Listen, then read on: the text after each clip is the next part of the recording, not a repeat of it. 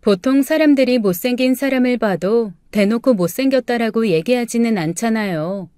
저도 살면서 제가 못생겼다는 사실은 알고 있었지만 어렸을 때 철모르는 친구들이 놀릴 때를 제외하고 커서 직접적으로 그런 얘기를 들어본 건 저희 시어머니를 만났을 때가 유일했습니다. 제가 조금 얼굴도 각이 지고 여자치고 이목구비가 예쁜 편은 아니거든요. 피부도 좀 까무잡잡한데 워낙 어렸을 때 여드름도 많이 났던 얼굴이라 중간중간 얼룩덜룩하고 흉터도 많습니다. 게다가 초등학교, 중학교, 고등학교 1학년 때까지 총 6년간 내내 육상선수 생활을 하다 보니 늘 시커멓게 탄 얼굴이었죠. 머리도 짧은 게 편해서 그때부터 지금까지 10수년간 짧은 커트머리를 유지하고 살고 있거든요. 대학교 와서도 사실 그렇게 꾸미는 거에 대해서 관심은 없었어요. 제 마음 한구석에는 다른 친구들이야 꾸미면 예뻐지기도 하지만 저는 꾸며봤자 거기서 거기겠지라는 생각이 들어서 아예 지레 짐작하며 포기했었던 건지도 몰라요. 그래서 다들 다이어트 한다, 화장품을 산다 할 때도 저는 그냥 아기들 바르는 로션 하나 얼굴에 쓱쓱 발라 허옇게 버진 피는 거 정도나 막는 수준이었습니다. 그래서 사회 나왔을 때 지금의 제 남편이 저한테 먼저 수수하다며 그런 모습이 마음에 든다고 하면서 다가왔을 때 솔직히 말하면 제 남편이 사기꾼인 줄 알았어요. 혹시 내가 돈이 많은 걸로 착각하고 슬그머니 다가와서 저를 홀린 후에 돈을 뺏어가는 그런 작전을 세운 게 아닐까 했습니다. 그렇게 의심하면서 몇 번씩 고백하는데도 마음을 안 받아줬을 정도로 저는 외모에 대해서는 자신이 없는 편입니다. 그런데 연애하던 중에 그 사람이 그러더라고요. 평생 미모 관리에 너무 집착하던 어머니 때문에 아버지도 자기도 너무 질렸다나요? 그래서 제가 물었습니다. 아니, 어머님이 예쁘신가 보네. 그런데 원래 예쁜 사람들은 더 예뻐지고 싶어서 노력하더라. 그런 수준이 아니야. 한번 겪어봐. 아주 진절머리가 난다. 그리고 미리 얘기하지만 혹시 우리 엄마 만났을 때 스트레스 받지 말고. 처음에는 그게 무슨 말인지 몰랐어요. 그런데 연애를 한 3년 정도 하고 서로 결혼 얘기가 오갈 때쯤 시어머니를 만나서 인사드릴 일이 있었거든요. 세상에, 시어머니가 저를 보자마자 한 첫마디가 글쎄 뭐였는 줄 아세요? 어머, 너무 못생겼잖아. 얼마나 당황했는지 모릅니다. 시아버지도 얼굴이 하얗게 질려서 제 눈치를 보느라 정신 없으시고 남편은 한숨을 내쉬더라고요. 정작 그 말을 한 시어머니는 자기는 제대로 할 말 했는데 왜 그런 눈으로 다들 날 보지라는 해맑은 표정으로 저를 보고 계셨고요. 남편은 짐작했다는 듯이 한숨을 푹 쉬면서 자기 엄마에게 그랬습니다. 엄마, 제발 한 번만 더 머릿속으로 생각 좀 하고 말씀하세요. 아니, 내가 왜? 뭐 없는 말 했어? 그런데, 아유, 화장은 한 거예요? 네? 네, 나름 한다고 했는데. 세상에, 모공 프라이머를 안 썼네. 그렇게 모공에 요철이 많을 때는 프라이머로 메꿔주고 그 다음에 화장을 해야죠. 파운데이션 뭐 써요? 파운데이션이요? 그런 거 안 쓰는데. 세상에. 설마 비비크림만 쓴 거야? 아이고, 그러니까 그렇게 얼룩덜룩하지. 이렇게 다크닝 현상이 나오는 건 파운데이션을 제대로 안 써줘서 그래요. 일단 컨실러로 잡티 좀 가리고 파운데이션으로 꼼꼼하게. 절대 그쪽은 그냥 퍼프로 팡팡 두들기지 말고 브러쉬로 살살 결 따라 채워줘야 돼. 그렇게 시작된 시어머니의 뷰티 강의는 그날 밥 먹는 내내 이어졌습니다. 정작 저는 아버님 목소리는 아이고 반가워요 라는 한마디밖에 듣지 못했어요. 1시간 반 동안 밥을 먹으면서 시어머니는 제 얼굴의 단점을 조목조목 짚어가며 눈썹은 그렇게 그리면 안 된다. 세상에 왜 눈은 성형을 안 했냐. 쌍꺼풀만 조금 집어줘도 한결 시원해 보일 텐데라며 끝없이 잔소리를 하셨습니다. 거기에 코는 지금 보니까 세워봐야 소용없을 것 같다. 필러라도 꾸준히 맞아라. 보톡스 왜 안 맞았냐 라며 잘 아는 성형외과까지 소개시켜주더라고요. 정신이 하나도 없었습니다. 그리고 솔직히 전혀 관심 없는 분야의 얘기들을 쏟아내시다 보니 귀에 들어오는 것도 없고 외국어 듣는 것 같았죠. 제가 좀 많이 무심한 편이기는 하죠. 그나마 사회생활하면서 너무 얼굴이 얼룩덜룩한 게 보기 싫어서 길 다니다가 매장 아무데나 들어가서 제일 싼 비비크림이라는 거 골라 주구장창 그것만 발라대던 참이었거든요. 눈썹이 송충이처럼 무성한 건 제가 다듬을 줄 몰라서 그런 거고요. 가끔 미용실 가서 머리 자를 때 미용사 선생님이 한 번씩 다듬어 주시고 저는 전혀 손대지 않습니다. 어떻게 해야 할 줄도 모르고 하는 순간 분명 털이 아닌 다른 데 그어서 피날 게 뻔하니까요. 그런데 그런 거를 시어머니는 일일이 지적을 하시는 겁니다. 그게 지적이 한두 번 정도 반복되면 기분 나쁜 게 유지가 될 텐데 1시간 반 내내 그 얘기를 듣다 보니 나중에는 기분 나쁘다는 감정도 무뎌지더라고요. 그래서 그냥 네 하면서 그 자리를 얼추절추 끝냈습니다. 어머님이 다음에 만날 때는 꼭 피부과에서 만나자는 얘기를 남기고 총총 사라지신 후 남편이 제 손을 꼭 붙잡고 정말 100배 사죄를 했어요. 자기 엄마가 저런 사람인 줄은 알고 있었는데 이렇게 첫 만남부터 무례하게 굴 줄은 몰랐다나요? 그래서 제가 대체 어머님은 어떤 분이시길래 저렇게 미모에 관심이 많으시냐고 물어봤습니다. 남편이 한숨을 푹 쉬면서 해준 얘기는 참 듣도 보도 못한 얘기더라고요. 어머님 집이 글쎄 6자매래요. 6자매 중 어머님이 막내인데 위로 언니들이 정말 미모가 쟁쟁했던 모양입니다. 사실 저희 어머님 예쁘다 싶은 예쁘장한 얼굴이긴 하지만 막 돌아볼 정도로 뛰어난 미모는 아니시거든요. 그런데 본인이 워낙 꾸미고 가꾸시니까 그 연세에 비해서는 예쁘다라는 거 정도지 숨막히게 아름다운 그런 얼굴은 아니시란 거죠. 그런데 남편이 보여준 어머님 자매 사진을 보고 저는 정말 깜짝 놀라고 말았습니다. TV에 나오는 연예인들 뺨치게 예쁘고 늘씬하신 분이 5명이나 거기 서 계시더라고요. 세상에 그 사진 속에서 제일 못생긴 게 저희 어머니신 거 있죠? 남편이 한숨 푹 쉬면서 얘기하더라고요. 우리 큰이모 10수년 전 미스 대회 나가서 입상까지 하신 분이고 둘째 이모는 미스 코리아에 나가셨던 분이야. 셋째 이모는 모델이고 넷째 이모, 다섯째 이모는 그냥 평범한 가정주부인데 이모부들이 미모에 반해서 지금까지도 입에 I love you, beautiful, amazing 달고 사시거든. 아마 자랄 때부터 우리 엄마 그런 언니들 사이에서 좀 스트레스 받으셨나 봐. 언니들은 꾸미지 않아도 예쁜데 우리 엄마는 잔뜩 꾸며야 그나마 언니들이랑 조금 수준이 맞으니까. 어렸을 때도 언니들 예쁘다는 소리는 정말 많이 들었는데 이 사람들이 늘 우리 엄마는 귀엽다고 했대. 아, 어머님이 나름 그걸로 스트레스 엄청 받으셨겠네. 그런데 시아버지는 아내가 예쁘고 자기 관리 잘하고 그러면 좋아하시지 않으셨어?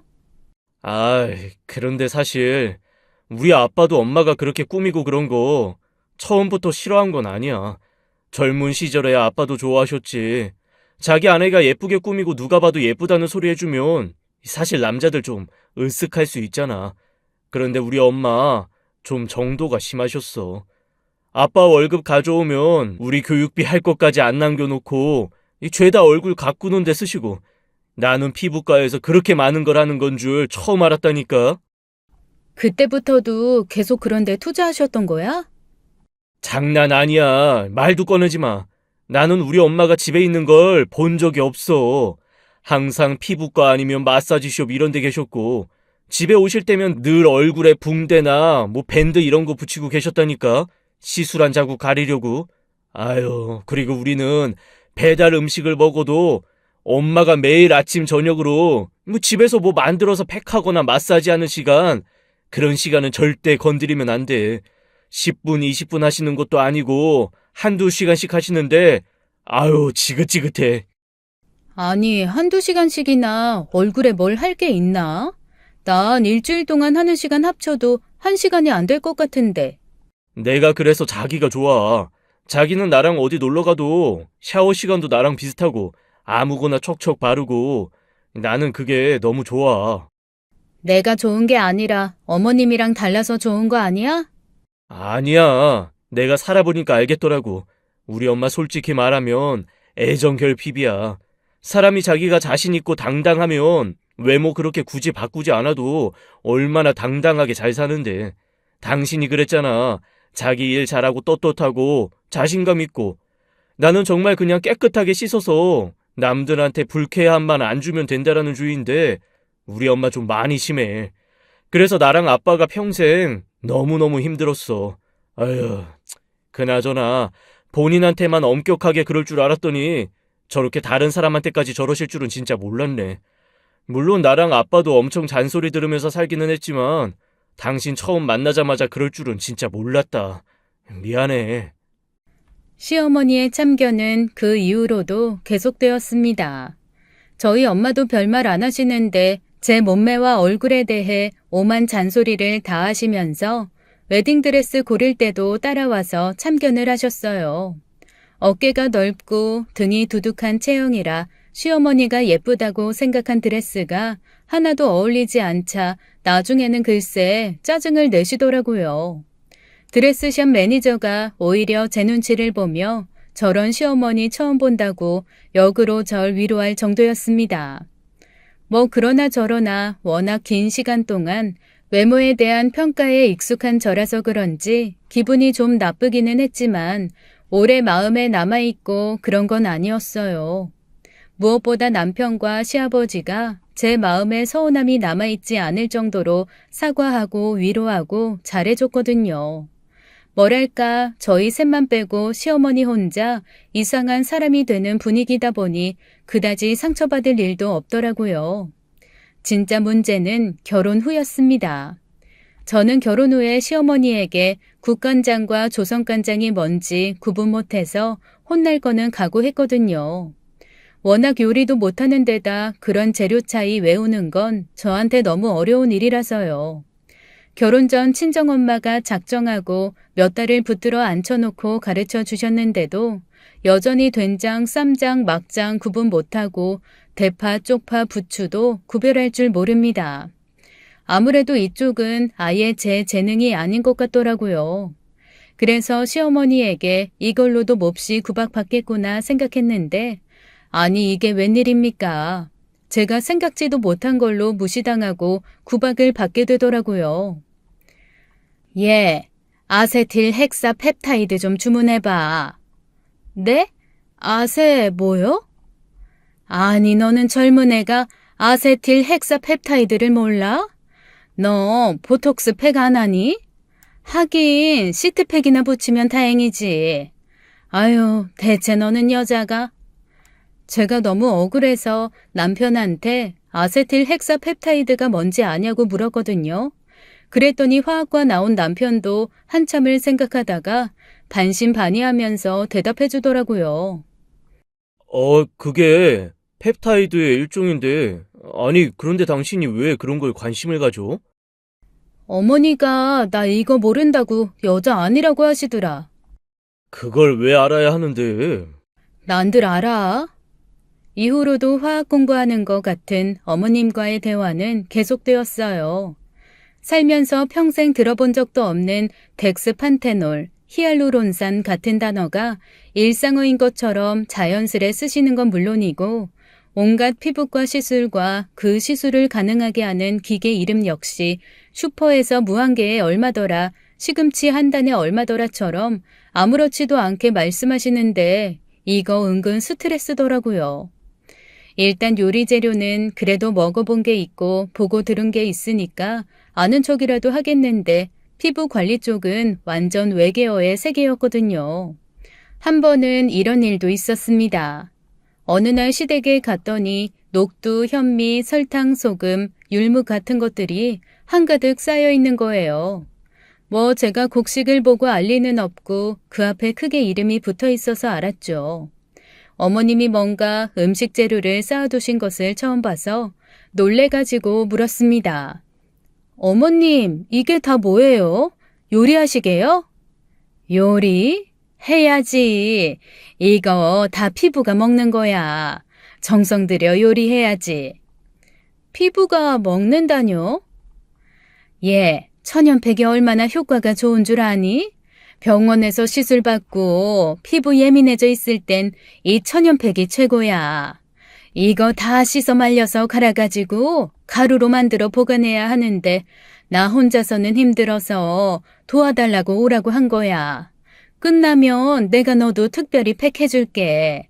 이거 아무나 안 해준다. 나만의 비법이 있는 조합이 다 있어. 그렇게 저는 10시간이 넘게 그 많은 곡물을 씻고 말리고 갈아서 보관하는데 땀을 쏟았습니다. 한시라도 빨리 집에 가서 쉬고 싶었는데 긋고 누워서 팩하고 가라는 어머님 때문에 누웠죠. 비린 곡물이 뭔가에 섞여 끈적해진 채로 얼굴에 턱턱 와서 붙는데 뭐 세수하면서 보니까 좀 뽀얗게 된 것 같기도 하고 촉촉하기도 해서 괜찮더라고요. 그런데 글쎄 저희 어머니가 저를 보면서 이러시는 겁니다. 세상에 얼마나 방치했으면 이 좋은 팩을 했는데도 넌 효과가 하나도 없다. 이게 한 번만 해도 환해지고 뽀얘지는 일명 백옥 궁중팩인데 넌 정말 아휴. 어김없이 그날도 저와 시어머니의 만남은 시어머니의 한탄으로 끝이 났습니다. 평생 외모 가지고 스트레스 받을 일이 없었는데 아니 왜 다들 좀 외모 관리 소홀해져도 된다는 결혼 후에 저만 이렇게 스트레스를 받아야 하는 걸까요? 게다가 엎친 데 덮친 격이라고 하나요? 그나마 속 편했던 회사에 어느 날 골 때리는 동료가 하나 들어왔는데 하필 저의 외모 가꾸기 스트레스에 기름을 붓는 사람이 나타났습니다. 시어머니 하나로도 벅찬데 회사에서도 비슷한 사람을 하나 만나게 된 거였죠. 게다가 남자를 말입니다. 경력직으로 입사한 그 사람을 본 제 첫 느낌은 이거였어요. 어라? 우리 시어머니가 남자로 태어났으면 정말 딱 저 사람이겠는데? 첫 출근을 해서 자리마다 돌아다니며 인사를 하는 그 사람은 멀리서 봤을 때는 손댈 것 없이 말쑥한 모습이었습니다. 제가 놀란 건 가까이 왔을 때였어요. 아니, 화장을 했더라고요. 말로만 듣던 화장한 남자를 처음 봐서 저도 모르게 눈이 커지며 놀라고 말았습니다. 눈썹도 정갈하게 손질되어 있고 피부 화장에 입술, 게다가 아이섀도에 라인까지 그렸더라고요. 무대 화장처럼 티나는 건 아니었지만 분명 화장은 화장이었습니다. 이후에 같이 일하는 여직원들에게 들은 얘기는 꽤 흥미롭더라고요. 저 빼고 다른 여직원들은 그래도 미용에 관심들이 좀 있거든요. 언젠가부터 자기네들끼리는 뭔가 공동구매도 좀 하고 같이 화장품 사서 나누기도 하는 모양이더라고요. 저야 뭐 워낙 관심이 없고 있어도 쓸 줄 모르니 아예 껴줄 생각도 안 했겠죠. 그런데 입사 일주일 만에 모든 공동구매, 화장품, 피부 관리 정보는 새로 들어온 남자 직원, 일명 뷰티 김 과장이 모두 휘어잡게 되었다는 거 있죠? 언니, 정말 김 과장님 장난 아니에요. 세상에, 피부 관리한다고 아침마다 디톡스 주스 갈아 마시고 나온대요. 그 찌꺼기는 모았다가 저녁에 팩하고. 아니, 피부 관리 너무 열심히 해서 혹시 엄청 여성스러운가 했는데 취미가 클라이밍이래. 봤어? 근육도 장난 아니던데? 안 그래도 경영팀 박대리가 며칠 전에 술 먹고 같이 사우나 갔다가 자기 완전 술 다 깼다고 너무 놀랐다고 하더라고. 몸매가 장난 아니래. 다 근육이고 엄청 관리 잘 되어 있고 근육들이 다 성이 나서 완전 상남자라던데? 특이하긴 하네. 자기 관리 엄청 열심히 하는 사람인가 보다. 그런데 결정적으로 여자친구 아직 없대요. 그래서 지금 우리 회사 싱글 여자들 다 호시탐탐 노리고 있잖아. 하긴 남자건 여자건 자기 관리 잘하는 사람들이 더 매력 있는 건 사실이니까. 뭐야, 그거 지금 나 들으라고 하는 소리야? 아우, 난 예전부터 관심 없었는데 요즘엔 더 싫어졌어. 우리 시어머니 때문에 너무 스트레스 받아. 아니, 글쎄, 얼마 전엔 나한테 뭐라더라? 아시텔? 아세텔? 그때였어요. 휴게실에 모여 삼삼오오 얘기를 하면서 제가 막 시어머니 험담을 하려던 그때 시어머니가 말했던 그 재료 이름이 생각이 안 나 갸우뚱하고 있었거든요. 누가 뒤에서 대신 말해주더라고요. 그 뷰티 김 과장이었습니다. 아세틸 헥사펩타이드요? 아이고 깜짝이야. 언제 왔어요? 아이, 지금요. 다들 모여서 뭔가 재미있는 얘기하고 계시는 것 같아서 참견하려고 왔는데, 아세틸 헥사펩타이드 말씀하시는 것 같아서. 그거 맞아요. 그런데 김 과장님은 그걸 어떻게 알아요? 아세틸 그거. 에이, 그걸 왜 몰라요? 요즘 제일 핫한 건데, 바르는 보톡스 모르셨어요? 몰랐죠. 아세틸 헥사펩타이드에 고분자 히알루론산을 섞어서 팩을 하면 일시적으로 좀 팽팽해지거든요. 물론 자주 하면 효과는 보겠죠. 아세틸 헥사펩타이드 자체가 이 수분이랑 친해서 수분을 끌어당기는 힘이 강한 히알루론산이랑 섞이면. 아, 그렇구나. 고마워요, 설명. 저는 이미 제가 한번 들은 적이 있는 히알루론산이 나오는 순간 시어머니가 떠올라서 관심이 훅 떨어지더라고요. 하지만 다른 직원들은 그게 아니었나 봅니다. 바르는 보톡스라는 얘기를 듣자마자 다들 득달같이 달려들어서 상세한 레시피를 묻고 서로 대량 구매해서 나누자 어쩌자 난리가 나더라고요. 갑자기 머리가 지끈거리며 아파왔습니다. 떠들거나 말거나 마음대로 해라라는 마음으로 일어나서 나오는데 김 과장이 제 뒤에 대고 그러는 거예요. 저분자 히알루론산 말고 고분자여야 해요. 저분자는 물 갈아서 팩하고 나서 스킨케어 할 때 섞어 쓰셔야 하고. 저분자건 고분자건 정말 1도 관심이 없어 귓등으로 흘려들었는데 아니 개똥도 약에 쓸 때가 있다고. 글쎄 그 주 주말에 흘려들은 그 한마디로 제가 처음으로 시어머니에게 쓸모있는 사람 취급을 받았네요. 시댁에 가서 시아버지랑 저녁을 먹을 준비를 하고 있는데 시어머니가 팩 준비를 하면서 계속 투덜거리시는 겁니다. 아니, 이게 좀 쫀득하게 만들어져야 바를 텐데 이렇게 물 같아서 어디 바르겠어? 팩이 안 되네, 팩이. 쓱 봤더니 시어머님이 저분자 히알루론산에 그 아세틸인지 아세톤인지를 섞고 계시더라고요. 그래서 슬그머니 말씀드렸죠. 어머니, 팩은 고분자로 해야 쫀쫀해지고 저분자는 팩한 후에 스킨에 섞어서 쓰세요. 그러면 훨씬 촉촉해져요. 순간 시아버지도 시어머니도 남편도 모두 얼음땡을 하는 사람들처럼 우뚝 하던 것을 멈추고 저를 빤히 보더라고요. 대체 넌 누구냐 하는 듯한 표정들이었습니다. 네가 그걸 어떻게 알아? 아니, 네 입에서 지금 저분자 고분자가 나온 거 맞니? 그러게요. 저도 아는 게 있네요. 여튼 지금 그건 팩으로는 쓰기 힘드실 거예요. 시어머니가 몹시 놀란 얼굴을 하시다가 갑자기 막 웃으시더라고요. 저한테 드디어 네가 정신을 차린 거냐며 앞으로 에스테틱도 10회권 끊어 반씩 다니자고 하시는데 제가 그랬습니다.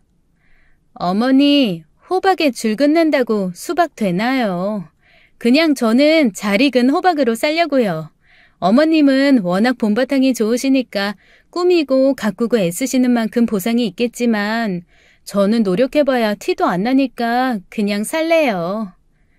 제 대답이 뭔가 마음에 안 들면서도 그래도 본인 예쁘다고 해주는 건 좋으셨는지 그날 처음으로 시어머니는 제게 외모 타박, 몸매 타박 없이 밥 더 먹어라, 고기 더 먹어라 하면서 음식을 권하셨어요. 집으로 돌아오는 길 남편이 놀라면서 다시 묻길래 제가 대답했죠. 우리 회사에 얼마 전에 어머님의 소울메이트 하면 딱 좋을 남자 직원 하나 들어왔거든. 그 사람한테 주워 들은 거야. 남자? 정말 지독한 구루밍족. 아침에 회사 오기 전에 1시간 반씩 세팅한대. 남자가? 1시간 반? 야, 난 일어나서 출근 완료까지 1시간이 안 걸리는데, 아니, 그렇게 할 게 뭐 있지? 아침부터 사우나 하나? 뭐 듣고 싶지는 않았지만 워낙 떠들어대서 들린 얘기를 해주자면 일단 아침에 일어나서 밤새 쌓인 노폐물을 오일 풀링으로 뱉어내고 샤워하고 나서 아침용 팩이 있다나? 그걸 한대. 팩하면서 디톡스 주스 갈아서 마시고 그 찌꺼기는 또 저녁에 팩하기 위해서 둔다네. 수염 깎고 머리 말리고 드라이하고 화장하고. 화장을 해? 나보다 많이 하더라. 스킨케어 다 하고 피부 화장하고 눈썹 그리고 섀도우에 쉐딩에 입술에 나 결혼할 때도 그렇게 뭐 많이 안 해봤던 것 같은데. 진짜 신기한 사람이네. 게다가 들려오는 말에 의하면 몸매는 또 완전 상남자래. 근육이 장난 아니라고. 뭐냐? 너 지금 관심 있는 것처럼 들린다. 아이고, 쓸데없는 생각하지 마. 난 아주 회사에도 시어머니 있는 것 같아서 너무너무 피곤해. 아니, 다들 삼삼오오 모여서 피부 미용 얘기만 하는데 기절할 것 같아. 내가 이럴 거면 화장품 회사를 다니지 왜 기계 만들고 파는 회사에서 이러고 있나 싶다고. 내가 볼 때는 우리 엄마도 보통은 아니고 그 남자도 특이하고. 그런데 당신이 제일 특이해. 아우, 몰라, 진짜. 너무 싫어, 외모 지상주의. 그렇게 괜시리 남편한테 짜증을 한판 내고 말았습니다. 여기에도 저기에도 제 편은 없는 것 같더라고요. 그런데 유유상종이라고 제 친구 중에 딱 하나 저랑 똑같은 애가 하나 있습니다. 저희 둘이 다니면 뒷모습 보고 그냥 남자 둘이 다니는 걸로 착각하는 사람들이 있을 정도로 저랑 그 친구는 똑같은 커트머리, 등치 좋은 등발, 넓은 어깨, 튼실한 다리, 모든 게 데칼코마니처럼 비슷한 친구입니다. 일하는 분야도 비슷해서 가끔 서로 이 세상이 우리와 맞지 않는다라는 한탄을 하며 만나서 밥 한 끼 먹을 때가 있거든요. 무척 그 친구가 그리워지더라고요. 그래서 그 친구한테 뜬금없이 전화를 했습니다. 명희, 잘 지냈어? 웬일이야? 시집가서 알콩달콩 살고 있을 줄 알았더니 너 그래서 나한테 연락도 안 하고 그렇게 가만히 있었던 거 아니야? 야, 나 스트레스 너무 받아. 오늘 간만에 나랑 밥이나 먹자. 왜? 걸어다니는 뷰티 전도사 같은 너희 시어머니가 또 너 들들 괴롭히니? 얼굴 다 쥐어뜯어 고치래? 아니면 보기 싫다고 나타나지도 말래? 시어머니도 시어머니인데 똑같은 인간이 회사에 나타나서 아주 골아파 죽겠다. 의외로 그런 사람이 많은가 봐. 야, 나 안 그래도 너한테 너희 시어머니 같은 사람 하나 봤다고 얘기하려고 했는데 그 사람이 치고 사라진 사고수습 때문에 너무 정신없어서 말도 못했네. 진짜 대박 사건 하나 있었어.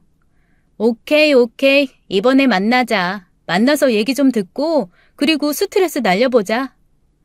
그렇게 저와 친구 명희는 정말 한 반년 만에 서로 얼굴을 봤습니다.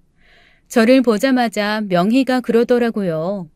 자기네 회사에 엄청 큰 난리가 있었다는 겁니다. 그래서 제가 일단 나는 한탄인데 너는 난리라니까 한번 네 얘기부터 들어보자라고 했죠. 명희가 들려준 얘기 그거 참 흥미진진하더라고요. 명희네 회사에 노처녀 이사님이 한 분 계시거든요. 이 업계에서 워낙 유명한 분이고 여장부 같은 분이어서 저도 건너 이름은 알고 있는 사람입니다. 저희 업계가 약간 기계 설비 쪽이어서 사람들이 훨씬 많은데 그중에서 그 여자 이사님은 약간 전설처럼 존재하시는 분이에요. 여자임에도 불구하고 그 어떤 남자보다 이 분야에서 일 잘하는 사람으로 유명하시거든요. 배짱도 엄청 두둑하고 술도 어지간한 남자보다 잘 마셔서 10여 년 전 이 업계에 발들이려고 했던 일본의 야쿠자 일당과 앉은 자리에서 술 대결을 한 사건은 약간 영웅 신화처럼 전해지고 있습니다. 사실 진짜 야쿠자는 아니고 좀 껄렁껄렁해서 우리끼리는 야쿠자라고 부르는 거긴 한데요. 뭐 아무튼 그냥 야쿠자라고 할게요. 일본의 알짜배기 회사를 야쿠자 집단이 인수를 하면서 그 이사님 회사가 납품하던 걸 후려쳐서 뺏고 싶었던 거죠. 그래서 이사님이 직접 일본으로 날아가 단판을 짓는데 그놈들이 아마 여자라고 깔보고 한국 사람이라고 무시하고 하면서 자존심을 긁었나 봐요. 이사님이 동등하게 술 마시면서 한번 얘기해보자고 하니까 그쪽에서 글쎄 항아리로 술을 쌓아놓고 불렀다네요. 10명이 넘는 상대방을 혼자 꼿꼿하게 술로 이겨놓고 다음날 새벽에 한 잔도 안 마신 사람처럼 깔끔하게 미팅 장소에 나타났다고 합니다. 당연히 다 전멸한 야쿠자 집단은 미팅 장소에 나오지 못해서 원래 계약을 했던 회사가 계속 이사님네 회사랑 계약 유지를 했다는 뭐 그런 얘기였죠. 나중에 그 야쿠자 집단에서도 이사님만은 인정을 해서 이사님네 회사가 일본 내 영업망을 넓히는데 오히려 도움을 줬다는 얘기까지 있었습니다. 그러니 저희 같은 여직원들한테는 약간 저 사람처럼 되고 싶다라는 워너비이기도 했어요. 그런데 그분이 얼마 전에 제비한테 걸려서 정말 재산 탕진하고 회사에서도 나갔다는 겁니다. 아니, 야쿠자도 이긴 여자가 제비라뇨. 제게는 너무 흥미로운 얘기라 자초지종을 들었어요. 아니, 우리 회사의 낙하산으로 누구 어디더라? 어디 부장 조카라나? 뭐 그렇게 해가지고 직원이 하나 들어왔었거든? 아니 근데 그 남자가 너무 멀끔하고 잘생기고 괜찮은 거야. 너 이 분야 남자들 어떤지 알지? 다 곰 같고 공장 아저씨 같고 그런 사람들밖에 없는 이 각박하고 삭막한 환경에서 그 남자 정말 독보적으로 멋있더라고. 나야 뭐 부서도 다르고 해서 멀리서 한번 보긴 했는데 아주 잘생긴 얼굴은 아닌데 뭐랄까 그냥 전체적으로 아우라가 좀 다르다고나 할까? 아, 우리가 연예인 보면 막 잘생겨서 우아하는 것도 있지만 그냥 그 분위기가 일반 사람과는 좀 다르다고 느껴질 때 있잖아. 그런 느낌이라고 생각하면 돼. 게다가 자기 관리도 잘해서 몸매도 좋고 얼굴도 뭐 나쁘지 않고. 어쨌거나 그 남자가 우리 이사님을 홀딱 정신 빠지게 한 거지. 이사님한테 당신 같은 여자 처음이다 서부터 시작해서 아주 온갖 미사역으로 홀릴 대로 홀렸나 봐. 철의 여인 우리 이사님 단 한 번도 남자한테 그런 대접 못 받아보고 자기 좋아한다는 남자 못 만나보다가 이분이 뒤늦게 완전 불이 붙은 거지. 알지? 늦게 배운 도둑질에 날 새는 거 모르는 거. 세상에, 둘이 그럼 연애를 했다는 거야? 몇 살 차인데? 나이야 거의 20살 차이 나지. 처음엔 나이 때문에 이사님이 밀어냈는데 남자가 나이가 무슨 상관이냐고 외국에서 보면 30살 차이, 40살 차이도 서로 사랑하면서 잘만 산다 이러면서 엄청 달려들었나 봐. 그리고 결정적으로 너 알지? 우리 이사님 안 예쁜 거. 안 예쁜데 본인이 자기 예쁜 줄 알고 엄청 가꾸고 예쁜 척 하잖아. 근데 그 남자가 그랬대. 너무 예뻐서 눈만 감으면 아른거리고 눈 뜨면 보고 싶고 보고 있어도 또 보고 싶다고. 그 예쁘다는 말에 완전 넘어간 거지. 그래서 이사님이 드디어 내 인생의 마지막 정착지를 찾았다 싶어서 자기 전업주부 한다고. 아유, 이 남자랑 함께 떠돌아다니면서 노마드 삶 즐기겠다고 사표까지 내셨거든. 세상에, 연봉이 얼만데 그 회사 사표를 내? 그러니까. 그런데 사표 내는 와중에 말리는 사장님하고 엄청 싸워서 되게 안 좋게 회사 나가게 됐단 말이야. 사실 몹시 중요한 프로젝트가 있었는데 그것도 마무리 안 하고 나가는 바람에 우리 회사 손해가 좀 막심했거든. 당연히 사장님 열받지. 근데 회사 나가고 얼마 안 있어서 이상한 소문이 들리는 거야. 무슨 소문? 그 남자가 사기꾼이었던 거지. 그래서 이사님 퇴직금 싹 들어먹고 날랐다는 얘기가 있어. 아, 확인된 거는 아니고 그냥 소문? 그치. 근데 이사님이 회사 그만두고 나서부터 그 직원도 안 보이거든. 그 사람이 있었던 부서 사람 말로는 다른 회사로 옮긴다고 했다는데 그게 어디 옮긴 거겠어? 이사님 돈 들고 날랐으니까 어디 가서 또 다른 여자 홀리고 있겠지. 저는 친구 얘기를 들으면서 사실 딱 한 사람 떠오르는 사람이 있었습니다. 바로 우리 뷰티 김 과장이었죠. 그래서 제가 김 과장의 인상을 얘기해주며 혹시 이런 사람이냐라고 했더니 인상 차기가 완전히 다르더라고요. 제가 콧대도 오똑하고 몸도 좋다라고 했더니 명희가 고개를 갸우뚱하면서 코도 굉장히 낮고 쌍꺼풀 없는 눈에 몸도 왜소하고 비리비리한 남자였다는 겁니다. 아, 그럼 우리 회사 사람이랑은 다른가 보다. 그런데 그루밍족이 많다더니 정말로 자길 그렇게 가꾸는 남자들이 많아지긴 했나 봐. 곳곳에 그런 사람들 너무 많네. 그러게. 야, 남자도 그렇게 가꾸는 마당에 우리가 진짜 이상한 사람들이긴 한가 봐. 너랑 나도 한번 머리라도 좀 길러봐. 나 안 그래도 그 생각하고 머리 길면 어떨까 싶어서 얼마 전에 가발 한번 써봤거든. 와, 깜짝 놀랐잖아. 어디서 본 사람인 거야. 그래서 어디서 봤지 하다가 떠올랐어. 역사 교과서 망나니. 딱 그 느낌이더라. 아닌 건 아닌 것 같아. 하긴 그래. 나도 얼마 전에 화장하고 집에 갔는데 조카가 나보고 울더라고. 도깨비라고.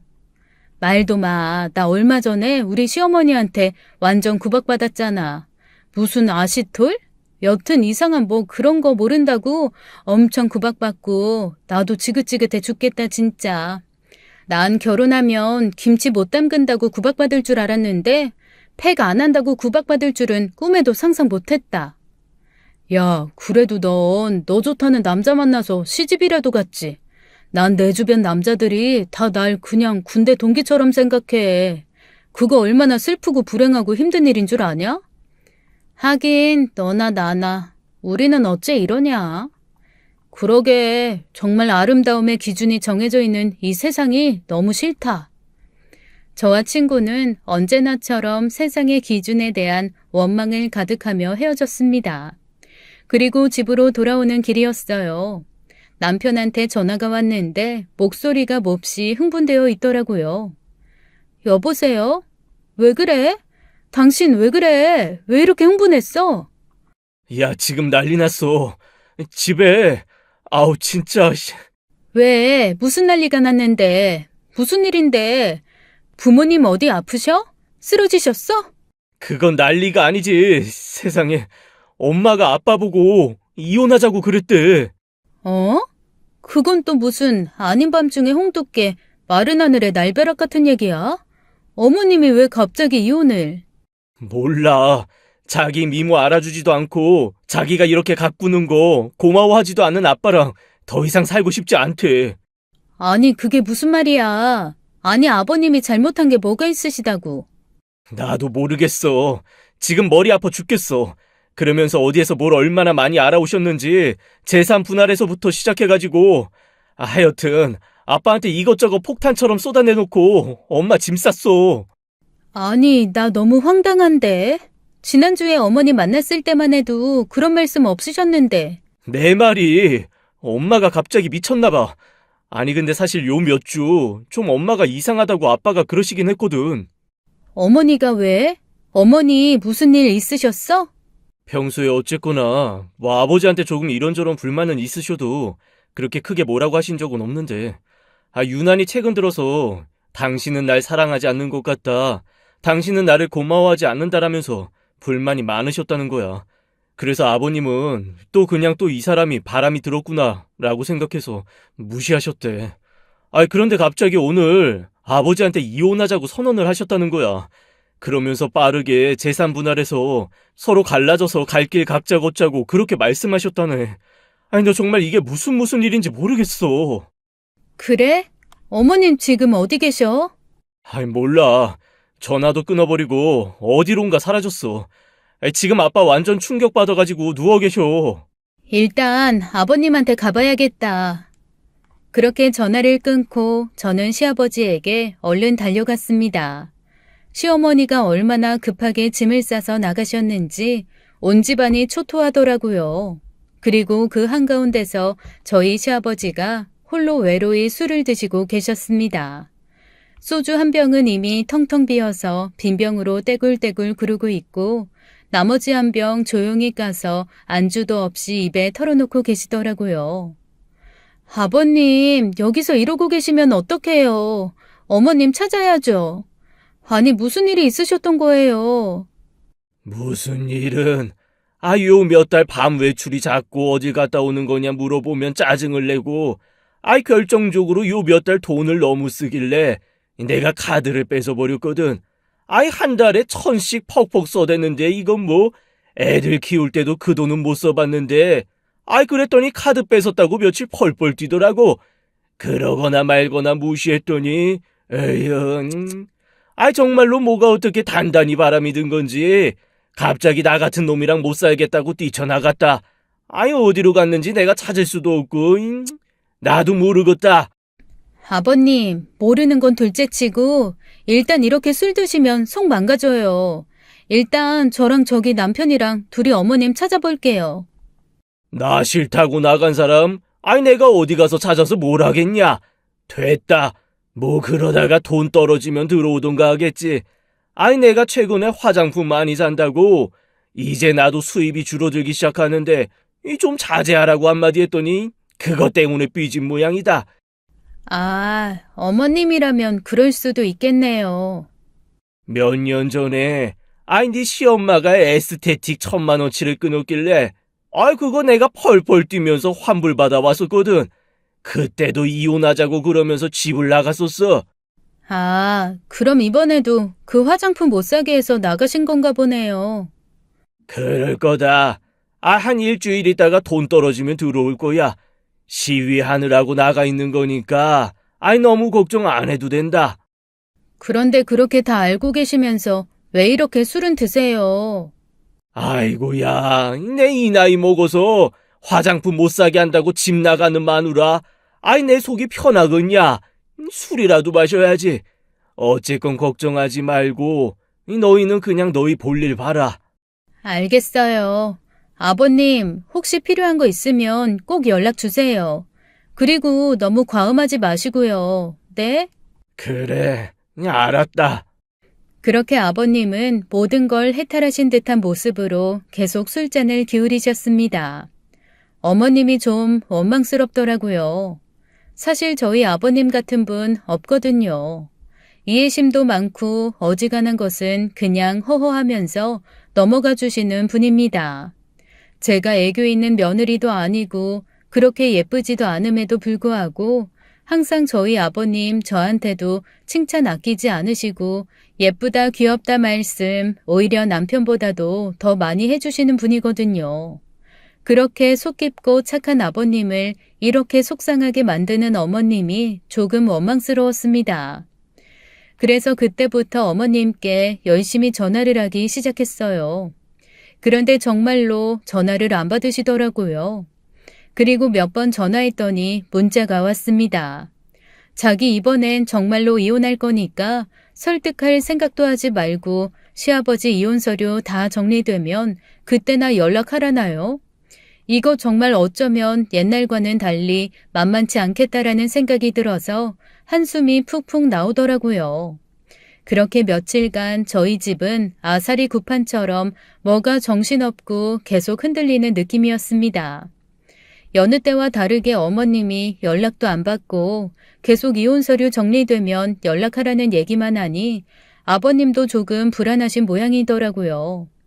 남편은 화가 나서 오히려 자기가 더 펄펄 뛰었습니다. 글쎄 아버님께 이러더라고요. 아빠, 차라리 잘 되었어요. 아예 이참에 갈라서요. 그냥 엄마도 혼자 고생을 해봐야 정신 차리실 것 같아요. 아빠가 너무 오냐오냐 하셨어. 아니 말리지는 못할 망정 글쎄 이혼을 부추기는 거 있죠?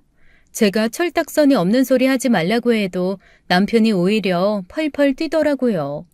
저야 뭐 가운데서 이러지도 저러지도 못하고 한숨만 푹푹 내쉬었죠. 그렇게 이것저것 신경을 쓰다 보니 저도 뭔가 스트레스를 받은 모양이었습니다. 회사에서 일을 하는데 갑자기 위랑 장이 꼬인 것처럼 너무 아픈 거예요.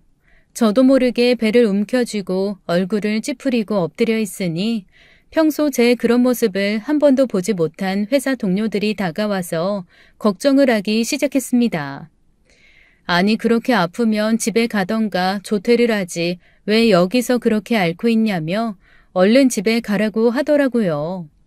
그래서 직장 생활한 지 10몇 년 만에 처음으로 조퇴라는 걸 해봤습니다. 회사 밖을 나와 택시를 잡아 타려다가 조금이라도 걸으면 약간 풀릴 것 같은 느낌에 천천히 걷기 시작했어요. 평소 제가 걷던 길이 아니라 회사 뒤쪽 숙박업소들이 모여 있어서 평소에는 잘 안 가는 그런 길인데 그 길이 작은 공원으로 가는 지름길이거든요. 의외로 낮 시간에는 지나다니는 사람도 없고 한적해서 공원에 갈 때는 간혹 그 길을 이용합니다. 원래 밤에 복잡거리는 길이 낮에는 한산한 경우 있잖아요. 푸릇푸릇한 것들을 보면 좀 괜찮아질 것 같은 생각에 그 공원이라도 산책하자 싶어 발걸음을 옮겼죠. 어라 그런데 숙박업소에서 익숙한 얼굴이 하나 나오는 겁니다. 뷰티 김 과장이었어요. 속으로 생각했죠. 뭐야, 저 사람 휴가 간다고 일주일 휴가 낸 걸로 알고 있는데 휴가 간 사람이 왜 이 동네 모텔에서 나오지? 휴가를 모텔로 왔나? 순진한 생각이었죠. 그래도 아는 얼굴이니 뷰티 김 과장에게 막 인사를 하려고 한 그 순간 김 과장의 뒤를 쫓아 더 익숙한 얼굴이 걸어 나왔습니다. 바로 저희 시어머니였어요. 순간 김 과장을 보려고 한 손을 번쩍 들었던 저는 그 자리에서 얼어버렸습니다. 그리고 저도 모르게 버럭 소리를 질렀어요. 어머님! 어머님이 여기서 뭐 하시는 거예요? 김 과장 팔짱을 끼고 나오던 시어머니가 저를 보고 기겁할 땐 놀라서 펄쩍 뛰시더라고요. 그리고 김 과장은 자기 팔짱을 끼고 있던 저희 시어머니와 시어머니를 어머님이라고 부르는 저를 보고 놀란 눈으로 저희 둘을 번갈아 가면서 쳐다보았습니다. 그리고 글쎄 시어머니한테 뭐라고 하시는 줄 아세요? 자기 며느리야? 제 귀를 뜯어버리고 싶더라고요. 그 말을 듣는 것조차 너무 짜증이 났습니다. 자기? 자기라니요. 세상에 저희 시어머니 보고 자기라고 불렀습니다. 제가 와다다 달려가서 곱게 세팅된 김 과장 머리를 쥐어 뜯었어요. 김 과장이 그 와중에도 아프다는 말 대신 머리 망가진다는 얘기를 하면서 저한테 하지 말라고 하더라고요. 시어머니는 너무 놀라서 그 자리에 우뚝 서서 하얗게 질린 채 서 계시기만 했고요. 제가 김 과장 머리를 쥐어뜯으면서 고래고래 소리를 질렀습니다. 네가 미쳤구나. 네가 할 짓이 없어가지고 이런 제비짓을 해? 큰 길까지 들리도록 버럭버럭 소리를 질렀습니다.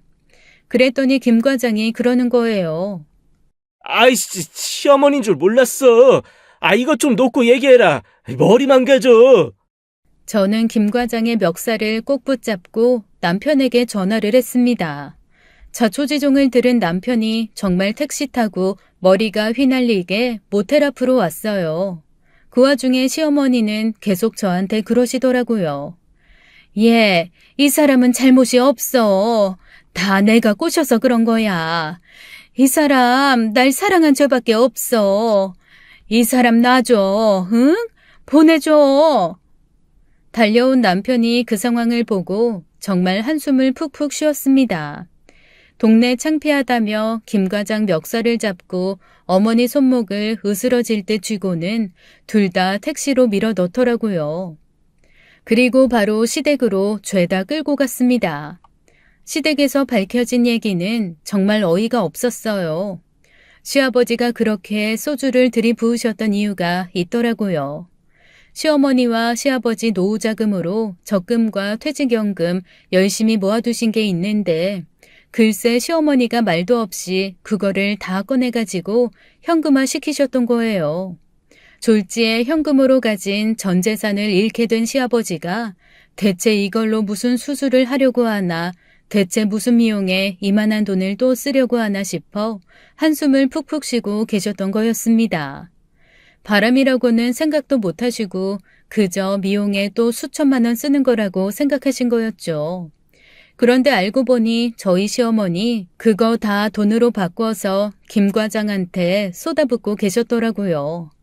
그동안 김 과장이 입고 다녔던 그 수많은 명품 옷과 손을 장식했던 명품 액세서리들, 김 과장이 좋다고 소개해줬던 각종 피부과 시술들 다 저희 시어머니 돈이었던 겁니다. 아니 엄밀히 말하면 저희 시아버지 돈이었던 거죠. 게다가 제 친구가 말해준 그 이사님의 인생을 탈탈 털어먹고 잠적했다던 그 남자도 김 과장이었어요. 이사님을 그렇게 털어먹고 어쨌거나 이 분야에서 일은 계속해야 하니까 눈 성형도 하고 코 성형도 하고 몸도 만들어서 변신을 했던 거죠. 자기 찾지 못하게요. 제 친구가 이름만 알았어도 바로 매칭할 수 있었을 텐데 제 친구도 그런 거 관심 없는 사람이다 보니 이름도 모르고 얼굴도 다르니 그 사람이 아닌가 보다 생각한 게 화근이었습니다. 너무 기가 막히더라고요.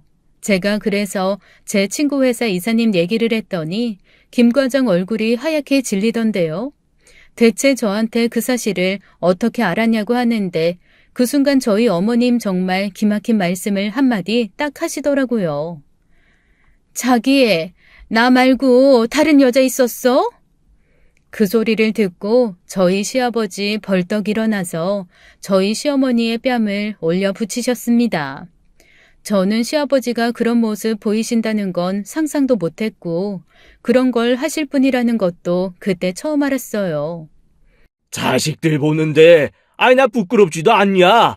지금 여기서 그 얘기가 나오냐? 시아버지가 펄펄 뜨시는데 한 번도 저희 시아버지한테 손찌검은커녕 야, 너 소리도 안 들어보신 저희 시어머니 놀래서 얼굴이 하얗게 질렸습니다. 시아버지 서슬과 제 남편 서슬에 하얗게 질린 건 김 과장도 마찬가지였죠.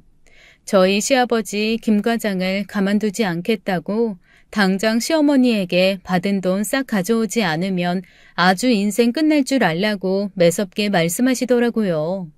그런데 김 과장도 아주 전문적인 제비는 아닌지 그 말에 벌벌 떨대요. 아마 제 생각에는 미모 관리할 돈을 못 번다는 것 자체가 그 사람의 큰 두려움이 아닐까 싶었습니다. 그런데 저희 시아버지, 시어머니와 이혼 안 하시더라고요. 그냥 미모 관리할 돈을 싹 끊어버리셨습니다. 저희 시어머니한테 가장 큰 벌이 어떤 건 줄 아셨던 거죠. 시어머니에게 딱 한마디 하시더라고요. 이쁘지도 않은 얼굴 돈으로 처발라서 예쁜 척하지 말고 그냥 나이와 분수에 맞게 늙으면서 살아. 그 말이 아마 시어머니한테는 죽으라는 말보다 훨씬 더 무섭고 모욕적인 말이었을 겁니다. 그렇게 이혼도 안 해주고 미모 관련 돈도 싹 끊어버린 우리 시아버지. 오늘도 카리스마 있게 시어머니한테 딱 한마디 하시면서 출근하셨다고 하네요. 올 때까지 이 집안 청소해놓고 미역국 끓여놔. 저희 시어머니요. 자글자글 주름 있는 얼굴이 되어가면서 시아버지한테 꼼짝도 못하고 살고 계시죠. 그런데 참 이상하죠? 저는 이제야 좀 정상적인 가정이 된 것 같아요.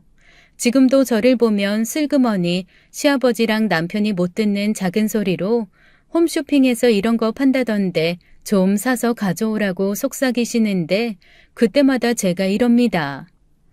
네? 어머니, 화장품 좀 사오라고요? 그럴 때면 시아버지가 득달같이 달려와 윽박지르곤 하세요. 한 번 더 집에 화장품 들이면 아주 다리몽둥이를 부러뜨릴 거라고 말이죠. 몇 번 그런 일이 있고 나서는 시어머니 저한테는 아무 말도 안 하십니다. 시어머니한테 팩해라, 얼굴 가꿔라, 피부과 가라 이런 소리 안 들으니까 살 것만 같아요. 예쁘다는 소리 못 듣고 매일매일 늙어가는 자기를 봐야 하는 시어머니는 지옥 같은 삶을 살고 계시지만 말이죠.